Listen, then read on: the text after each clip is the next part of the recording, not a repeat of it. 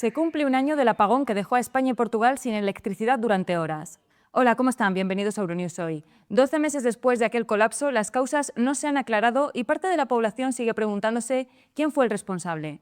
Desde aquel momento, muchos se prepararon para posibles apagones futuros con kits de emergencia. En Euronews hemos preguntado a ciudadanos españoles y portugueses sobre ese 28 de abril de 2025. Por otro lado, analizamos el impacto económico del apagón. La factura eléctrica de los hogares españoles se ha visto alterada por los cambios regulatorios y las nuevas tarifas de seguridad impuestas tras la crisis. Además, les informamos de la detención de Flores Silva, alias El Jardinero, uno de los líderes del cártel de Jalisco Nueva Generación, y de las novedades del bloqueo en el estrecho de Ormuz. Comenzamos con el informativo. Hace exactamente un año esta era la situación. Portugal y España se vieron afectados por un apagón que dejó a millones de personas sin electricidad durante más de 12 horas. Se cree que el apagón se originó en el sur de España, donde fallos técnicos provocaron picos de tensión en la red portuguesa. Desde ese día han aumentado las recomendaciones para que la gente tenga un kit de emergencia para al menos 72 horas. ¿Pero estarían preparados si se produjera otro apagón? Soy una Girl Scout, así que ya tenía un kit listo para usar. Tenía una radio. Está todo ahí, excepto el teléfono. La radio está lista. Aparte de eso, una linterna, comida enlatada y dinero en efectivo en casa. Eso siempre lo tengo. Acabo de comprar una radio a pilas. Siempre tengo pilas de repuesto en casa, agua y además de eso también me he preparado para un posible terremoto. Tengo una mochila pequeña con varios artículos, una manta y un silbato. La gente salió a comprar papel higiénico, botellas de agua o hacer acopio de comida. Parecía que el mundo se acababa. De vuelta en España, el apagón de hace un año ya parece un acontecimiento muy lejano. La verdad que no lo he vuelto a pensar ni me ha afectado en nada. ¿Tenéis ahora un kit de emergencia o más comida o efectivo en casa por si pasa otra vez? En realidad al principio sí lo hicimos, pero como todo, acabamos relajándonos. Agua potable, alimentos no perecederos, un botiquín de primeros auxilios, una linterna, una radio a pilas y un cargador portátil para el móvil. Estos son algunos de los elementos esenciales del kit. Nadie quiere volver a vivir el apagón, aún así, algunos admiten que el episodio trajo consigo nuevas preocupaciones y también algunos cambios en los hábitos. Al menos ahora estamos mejor preparados. Y no hay nada como una linterna y leer un libro. O escuchar música en la radio como en los viejos tiempos. Vivir un poco también sin tecnología y sin estar constantemente conectados a Internet. Un año después, el grupo de trabajo parlamentario creado a raíz del apagón presenta su informe final con propuestas para reforzar la respuesta ante futuros cortes de electricidad y hacer que el país esté mejor preparado para las crisis. Irán ofreció reabrir el estrecho de Ormuz si Estados Unidos levantaba el bloqueo naval y ponía fin a la guerra.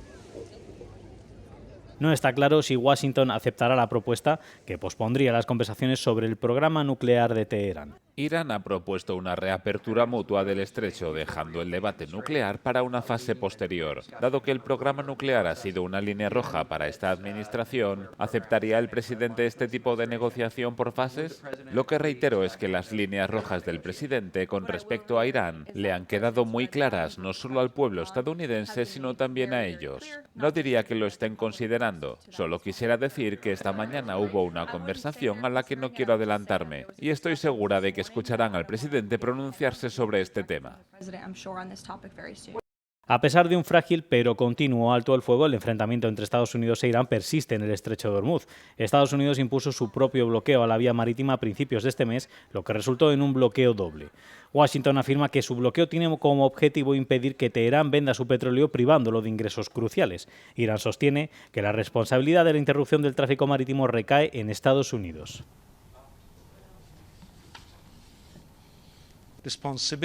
La responsabilidad de cualquier interrupción del transporte recae en los agresores, Estados Unidos y sus aliados.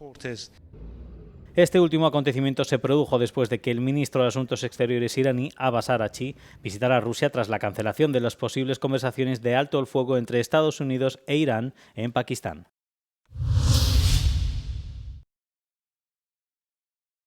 Audias Flores Silva, más conocido como El Jardinero y uno de los líderes del temido cártel de Jalisco Nueva Generación, ha sido capturado en el estado mexicano de Nayarit. El comandante regional del cártel de Jalisco Nueva Generación fue capturado cuando se escondía en una cuneta cerca de la comunidad de El Mirador. No se registraron muertos ni heridos durante su arresto, según ha informado el gobierno mexicano. Posteriormente, Flores Silva fue trasladado a la Fiscalía Especializada en Materia de Delincuencia Organizada en la Ciudad de México. La operación, planificada durante 1 año y medio con la ayuda de la inteligencia estadounidense, contó con la participación de 500 militares y 6 helicópteros. El jardinero era considerado como un posible sucesor de Nemesio Oseguera Cervantes, alias El Mencho, quien falleció en una operación militar el pasado mes de febrero. Estados Unidos ofrecía una recompensa de más de 4 millones de euros por información que condujera a su arresto. La Agencia Antidrogas de Estados Unidos ha denunciado la presencia del cártel de Jalisco Nueva Generación en 21 de los 32 estados de México, superando así al cártel de Sinaloa, que se estima que opera en 19 estados. Las autoridades griegas se encuentran en estado de máxima alerta tras una serie de tiroteos en el centro de Atenas, la capital, presuntamente perpetrados por un hombre de 89 años de edad. El primer incidente tuvo lugar a las 10:30 de la mañana en unas oficinas de la EFCA, la Entidad Nacional de Seguridad Social, y según fuentes policiales, el hombre entró en el edificio con una escopeta oculta bajo la chaqueta y abrió fuego, hiriendo a un empleado en la pierna. A continuación, según informan los medios locales, se subió a un taxi y se dirigió al Tribunal de Apelación de Atenas, accediendo por una entrada que no contaba ni con detector de metales ni presencia policial. Al ver a los miembros del personal, volvió a abrir fuego en el mostrador de atención al público de la planta baja, hiriendo a hasta 4 personas. El sospechoso abandonó la escopeta en el lugar de los hechos antes de huir de las inmediaciones. Este sigue en libertad y la policía helénica tiene en marcha una importante operación para localizarlo. Los 5 heridos están siendo atendidos en el hospital por heridas leves, aunque no se teme por su vida.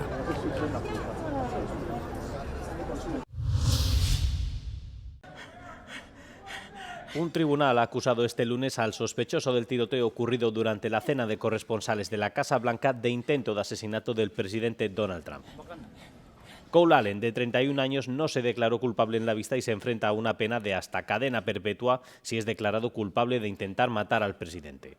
Las autoridades revelaron anteriormente que Allen había escrito un manifiesto antes de su ataque en el que detallaba su odio hacia la administración Trump. El llamado manifiesto de Allen es algo impactante de leer. Ya no estoy dispuesto a permitir que un pedófilo, violador y traidor manche mis manos con sus crímenes. ¿Cuál es su reacción ante esto? Bueno, estaba esperando a que lo leyeras porque sabía que lo harías. Porque sois personas horribles. Sí, él escribió eso. Yo no soy un violador, no he violado a nadie. ¿Usted cree que se refería a usted? No soy un pedófilo. Ha leído esa basura de algún enfermo. La Casa Blanca culpó a los demócratas de avivar el odio contra Trump, lo que ha dado lugar a violencia política. Esta violencia política se deriva de una demonización sistemática de él y de sus seguidores por parte de los comentaristas, por parte de los miembros electos del Partido Demócrata e incluso por parte de algunos medios de comunicación. Se suponía que el sábado iba a ser una velada alegre en la que celebrar la libertad de expresión y la primera enmienda junto a todos ustedes. En cambio, la noche fue secuestrada por un individuo enloquecido y anti-Trump que cruzó el país para asesinar al presidente y al mayor número posible de funcionarios del gobierno. Las autoridades afirman que el sospechoso fue reducido antes de causar ningún daño grave a los asistentes. Solo una persona, un agente que llevaba un chaleco antibalas, recibió un disparo sin sufrir heridas graves. Se cree que Allen viajó desde California a Chicago y luego a Washington y se registró como huésped en el Hotel Hilton, donde se celebraba la cena de gala. Las autoridades afirman que en varios mensajes se refería a sí mismo como el asesino federal amistoso y hacía múltiples referencias a Trump sin nombrarlo.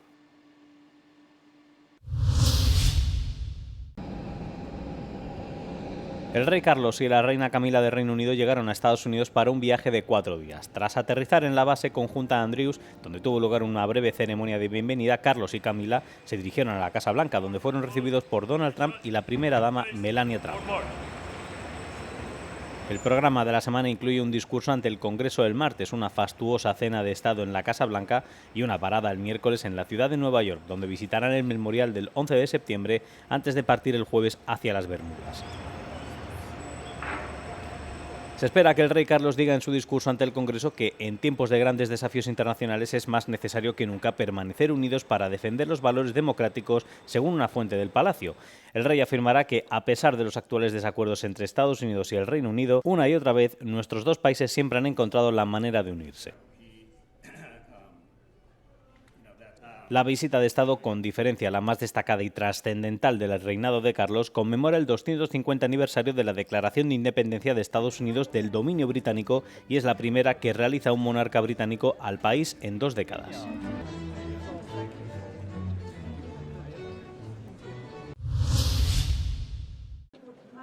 El canciller alemán Friedrich Merz ha sugerido que Ucrania podría tener que ceder territorio a Rusia para allanar su camino hacia la adhesión a la Unión Europea. Durante una intervención ante estudiantes en Marsberg, Merz afirmó que el presidente ucraniano debería convocar un referéndum para que la población decida tanto sobre la adhesión a la UE como sobre posibles concesiones territoriales. En la actualidad, Rusia ocupa algo más del 20% del territorio ucraniano, principalmente en la región oriental del Donbass. Con suerte, en algún momento habrá un acuerdo de paz con Rusia. Entonces es posible que parte del territorio de Ucrania deje de ser ucraniano. Si Zelensky quiere transmitir esto a su propio pueblo y lograr una mayoría a favor, y si tiene que celebrar un referéndum al respecto, entonces también debe decir a la población: he abierto el camino hacia Europa para vosotros. El proceso de adhesión de Kiev a la UE ha estado bloqueado durante los últimos 2 años por el primer ministro húngaro saliente Viktor Orbán. Su reciente derrota frente a Péter Magyar ha reavivado las esperanzas de avanzar en la candidatura. Merz advirtió contra expectativas de una adhesión rápida y recalcó que la integración depende de la paz, el Estado de Derecho y la lucha contra la corrupción. También consideró poco realista la fecha propuesta por Zelensky para el 1 de enero del próximo año e incluso dudó de que 2028 sea suficiente. Actualmente, Kiev es país candidato a la UE desde junio de 2022. Dos o tres aerolíneas europeas podrían quebrar en los próximos meses debido al aumento vertiginoso de los precios del petróleo, ha afirmado el director ejecutivo de Ryanair, Michael O'Leary. La guerra de Irán ya le ha costado a Ryanair unos 40 millones de euros en gastos adicionales por la compra de combustible solo en abril, según ha declarado el director de la mayor aerolínea de Europa. O'Leary, conocido por no tener pelos en la lengua, ha señalado a Wizz Air y a Air Baltic como 2 de las compañías en peligro. El director ejecutivo ha afirmado que, en cualquier caso, esto sería algo positivo para Ryanair, ya que habría menos competidores. Wizz Air ha desmentido estas afirmaciones. Euronews Travel se ha puesto en contacto con Air Baltic para recabar sus comentarios, pero no ha obtenido respuesta. El número de solicitudes de objeción de conciencia está aumentando en Alemania en un contexto en el que el debate sobre el servicio militar y la seguridad sigue intensificándose. Alemania registró más de 2.500 solicitudes de objeción de conciencia en el primer trimestre de 2026. Esta cifra supone más de 2/3 del total registrado durante todo 2025. La nueva legislación sobre el servicio militar entró en vigor a comienzos de año. La reforma obliga a los hombres nacidos en 2008 o posteriormente a inscribirse para un posible reclutamiento, mientras que el Bundestag puede activar el servicio obligatorio si el reclutamiento voluntario no es suficiente. El debate sobre si los hombres en edad de combatir deberían necesitar autorización para viajar al extranjero durante largos periodos ha alimentado la inquietud pública. Mientras tanto, casi 800 personas que previamente se habían declarado objetoras de conciencia cambiaron de opinión el año pasado. Vuelve el invierno a Moscú con frío polar y tormentas de nieve, algo insólito para un 27 de abril, según afirman meteorólogos expertos. La capital rusa ha quedado cubierta por una capa de nieve, provocando cortes de electricidad y carreteras. No habíamos visto nada parecido en esta época del año. Estoy encantada. ¡Qué frío! Las temperaturas en Moscú han caído bajo cero y los meteorólogos atribuyen este breve regreso hibernal a la influencia de un ciclón báltico. Una alerta meteorológica naranja se ha emitido en Moscú y se prevén ventiscas heladas y posibles tormentas secas.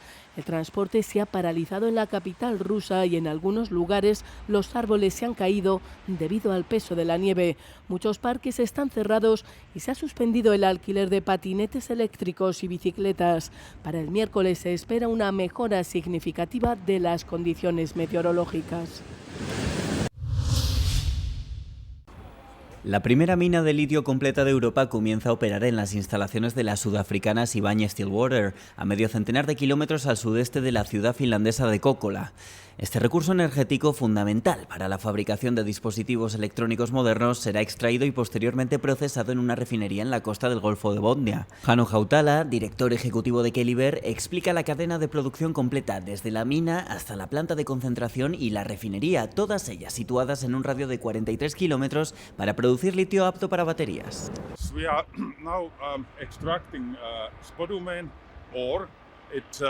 Actualmente estamos extrayendo mineral de spodumeno. Contiene entre un 1% y un 1,3% de óxido de litio. A continuación lo transportamos a la planta de concentración y allí el contenido de óxido de litio se incrementa hasta el 5% y posteriormente se lleva a la refinería de litio, donde se produce el concentrado de hidróxido de litio apto para las baterías. Un vecino de un pueblo cercano afirma tener sentimientos encontrados respecto a la mina, ya que reconoce que es buena para el empleo, pero le preocupa el impacto medioambiental tanto en los humedales como en la costa finlandesa. El proyecto Keliber planea otros 6 yacimientos mineros en la zona, que aumentaría su radio de acción en unos 500 kilómetros cuadrados. Muchos comparan el papel que desempeña el litio hoy en día, tanto a nivel ecológico como económico, con el que tuvo el petróleo a principios del siglo XX.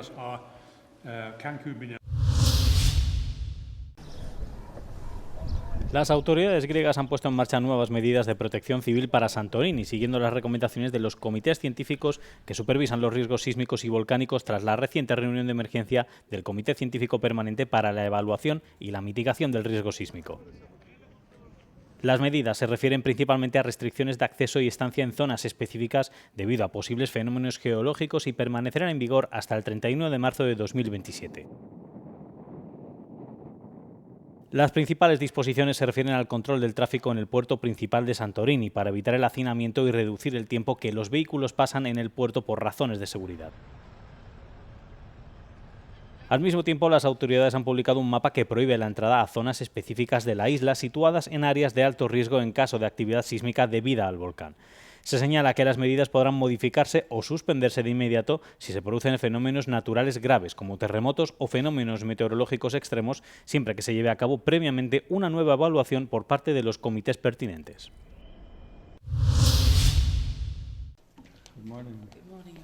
El Papa León XIV se ha reunido con la primera mujer al frente de la Iglesia de Inglaterra, la arzobispa Sarah Mullally, y se ha comprometido a seguir trabajando para superar las diferencias. Este encuentro histórico se produce en un momento en que ambas iglesias siguen divididas por la ordenación de mujeres. Su Santidad, gracias por su amable bienvenida y por sus oraciones y buenos deseos con motivo de mi toma de posesión. Le estoy profundamente agradecida. Es una alegría y un privilegio ser recibida por usted junto con esta delegación. El Papa reconoció la brecha que separa a las iglesias anglicana y católica. Sin embargo, prometió continuar la tradición de papas anteriores de borrar divisiones. Como dijo mi querido predecesor, el Papa Francisco, a los primados de la comunión anglicana en 2024, sería un escándalo que debido a nuestras divisiones no cumpliéramos nuestra vocación común de dar a conocer a Cristo. Por mi parte, añado que también sería un escándalo que no siguiéramos trabajando para superar nuestras diferencias, por muy insuperables que puedan parecer. Los anglicanos se separaron de Roma en 1534, cuando se denegó al rey Enrique VIII de Inglaterra la anulación de su matrimonio. A pesar del diálogo teológico formal que se inició en la década de 1960, persisten grandes diferencias, especialmente en torno a la decisión de la Iglesia de Inglaterra de ordenar a mujeres. Esta noche dan comienzo las semifinales de Champions, pero si espera que el verdadero drama se desarrolle solo sobre el terreno de juego, fíjese bien en las cuentas. Mientras todo el mundo observa a los 22 jugadores sobre el verde, este reportero sigue el rastro del dinero para presenciar un enfrentamiento de alto riesgo entre visiones totalmente diferentes sobre cómo construir un imperio deportivo global. Investiguémoslo juntos. En primer lugar tenemos al Paris Saint-Germain. Propiedad de Qatar Sports Investment, el PSG ha trascendido el fútbol para convertirse en una marca de estilo de vida global. Y en el centro está Nasser Al-Khelaifi, la cara más destacada de la inversión europea de los petrodólares. Aunque no fue el primero en llegar, se ha convertido en su embajador más influyente. Se enfrenta al Bayern de Múnich, el referente del modelo democrático alemán. Bajo la regla del 50+1, los socios del club siguen ostentando la mayoría de los derechos de voto, lo que impide legalmente que un solo multimillonario se haga con el control. Aunque los directivos sugirieron eliminar la regla el mes pasado, por ahora el Bayern sigue siendo una máquina construida sobre la eficiencia fiscal más que sobre el ego individual, respaldada por su alianza industrial con Adidas, Audi y Allianz. Y mañana tendrá lugar una batalla de estrategias de inversión estadounidenses. Hasta 1992 el Atlético de Madrid era el club del pueblo, pero ha sufrido una transformación corporativa total. Tras la adquisición mayoritaria el mes pasado por parte de la firma estadounidense de capital riesgo Apollo Sports Capital y con los partidos en casa en el Riyadh Air Metropolitano, se ha convertido en un curioso híbrido entre el capital de Wall Street y la asociación saudí. Y se enfrenta al Arsenal, la joya de la corona del imperio inmobiliario de Stan Kroenke. Kroenke, el mayor terrateniente privado de Estados Unidos, no solo compra jugadores, compra códigos postales. Su modelo considera el estadio como un pilar para un desarrollo urbano a gran escala. Así que tanto si prefiere el lujo catarí, la democracia alemana o el capital privado estadounidense, hoy y mañana hay algo para todos los estrategas corporativos. Ah, y me han dicho que quizás también se juegue algo de fútbol.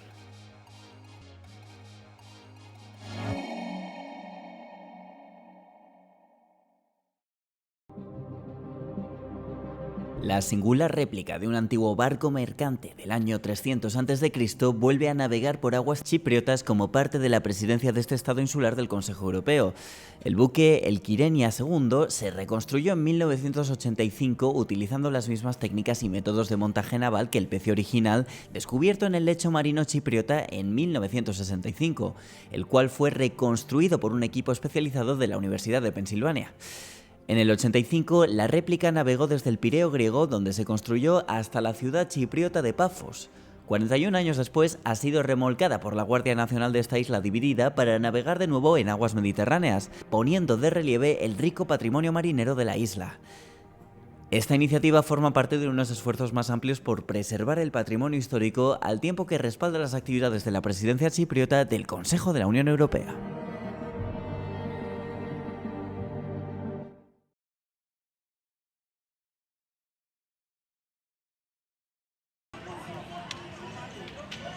Un técnico falleció este domingo en Brasil en un accidente laboral mientras montaba el escenario para el concierto de Shakira en la playa de Copacabana, en Río de Janeiro.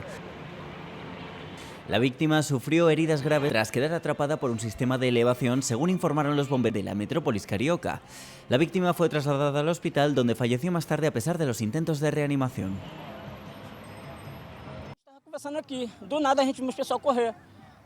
De repente vimos a gente corriendo y cuando miramos la estructura estaba en el suelo. Dicen que un hombre mayor estaba atrapado debajo. Entonces la gente se apresuró a sacarlo y consiguieron sacarlo. Creo que lo sacaron con vida, lo subieron en una ambulancia y se lo llevaron.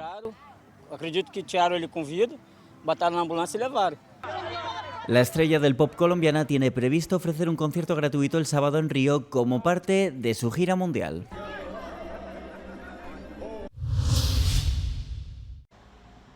Un hombre de 21 años acusado de planear un ataque contra uno de los conciertos de Taylor Swift en Viena en agosto de 2024 se ha declarado culpable al inicio de su juicio en Austria este martes. El plan fue frustrado, pero las autoridades austriacas cancelaron igualmente las 3 actuaciones de Swift en Viena como parte de su gira Eras Tour. El austriaco, identificado únicamente como Beran A., se declaró culpable de los cargos relacionados con el complot contra el concierto y de pertenencia a una organización terrorista. Presuntamente había estado en contacto con miembros del grupo yihadista Estado Islámico antes del ataque planeado. En 2024, las autoridades afirmaron que el sospechoso esperaba matar al mayor número posible de personas y que información de inteligencia de Estados Unidos llevó a la decisión de cancelar los conciertos. Si es declarado culpable, podría enfrentarse a hasta 20 años de prisión. ¿Qué países europeos cuentan con servicio militar obligatorio o voluntario?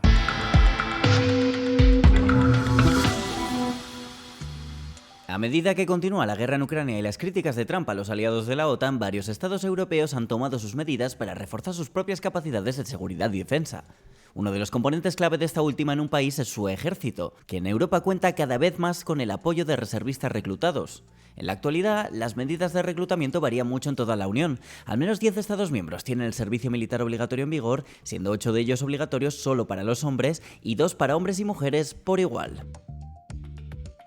En estos países, el servicio militar obligatorio puede durar hasta 15 meses, siendo Croacia el que exige un menor tiempo, menos de 2 meses. Por otro lado, algunos países de la Unión cuentan con servicio militar voluntario, pero su aplicación varía. Por ejemplo, los hombres alemanes de 18 años que viven en Alemania deben inscribirse obligatoriamente y rellenar un cuestionario indicando si desean alistarse plenamente. El número de efectivos militares se redujo en un 16% de media entre 2010 y 2020, según las últimas cifras de la Organización Europea de Asociaciones Militares y Sindicatos. Bélgica y Alemania registraron los mayores descensos con un 26,5% y un 25% respectivamente.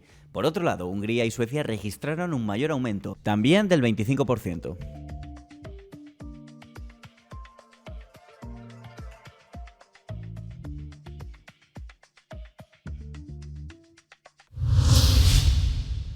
¿Podrán los inmigrantes regularizados en España mudarse a otros países?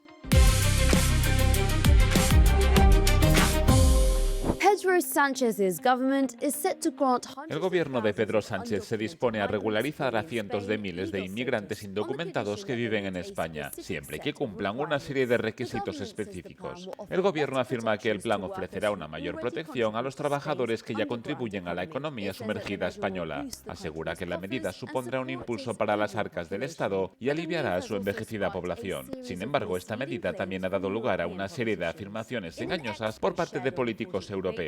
En una publicación de X compartida el 14 de abril, Jordan Bardella, líder del partido francés Agrupación Nacional, afirmó que las personas recién regularizadas en España podrán viajar libremente a Francia y establecerse allí atraídas por la generosidad de nuestro sistema social, que está abierto sin condiciones. Pero esta afirmación es engañosa. En la práctica, el plan de España no implica que a estas personas se le conceda la ciudadanía española y por consiguiente la de la Unión Europea. En cambio, pueden solicitar un permiso de trabajo temporal de un año que es renovable y a largo plazo podría servir como vía para obtener la ciudadanía. Las personas con este visado pueden viajar a otros países europeos durante un máximo de 90 días en un periodo de 180 días. Pero esto no les otorga automáticamente el derecho a trasladarse a otros Estados miembros de la Unión Europea, como Francia. Bardella también afirmó que estas personas podrán acceder al sistema de seguridad social francés, que según él, está abierto a todos sin condiciones. Una vez aprobados los permisos de trabajo de estas personas, cotizarán y estarán cubiertas por el sistema de seguridad social español,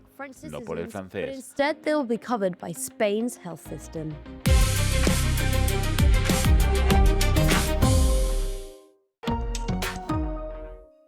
Hasta aquí las noticias, gracias por seguirnos. Ahora les dejamos con el tiempo. Como saben, pueden mantenerse informados a través de nuestras redes sociales y nuestra página web. No olviden seguirnos en el canal de YouTube para no perderse ningún Euronews Hoy y compartan el vídeo.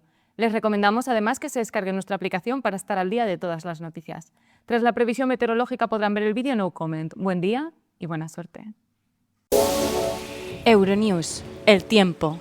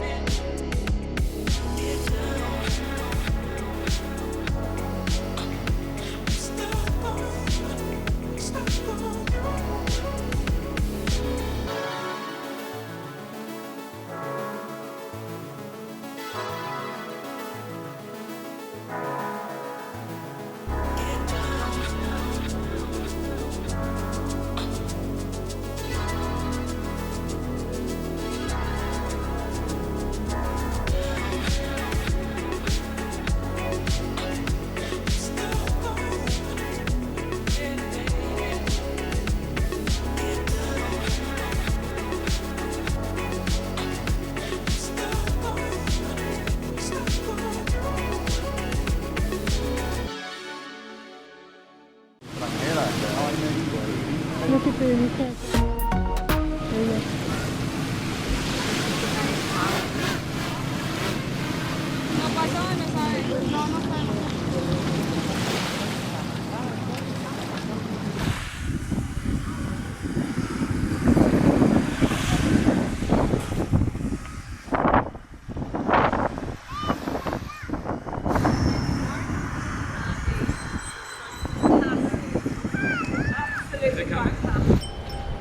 Then like you can like, yeah.